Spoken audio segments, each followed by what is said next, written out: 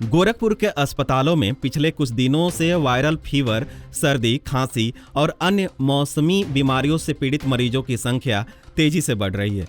डॉक्टरों का कहना है कि बदलते मौसम और दिन रात के तापमान में भारी अंतर के चलते लोगों को रोग प्रतिरोधक क्षमता कमजोर होती जा रही है, जिससे बीमारियां तेजी से फैल रही है। खासकर बच्चों और बुजुर्गों को इस मौसम में विशेष सावधानी बरतने की सलाह दी जा रही है। इस संबंध में मीडिया कर्मियों से बात करते हुए सीएमओ डॉक्टर आशुतोष कुमार दुबे ने बताया,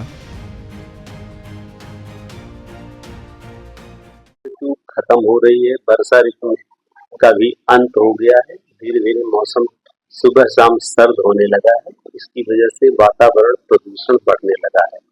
सर्द मौसम में जैसा कि हम लोग जानते हैं कि प्रदूषित कण जो है हमारे रेस्पिरेटरी जोन में आ जाते हैं। इसकी वजह से श्वास की बीमारियां, हृदय की बीमारियां, नेत्र की बीमारियां और जोड़ों की बीमारियां बढ़ जाती हैं।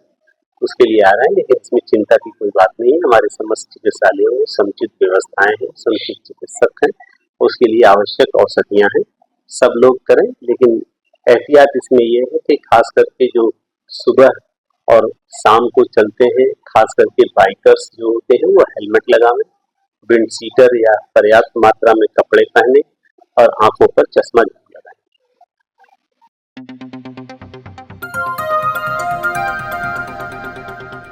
बजाओ जरा झूम के बजाओ, बजाओ बजाओ जरा झूम के बजाओ।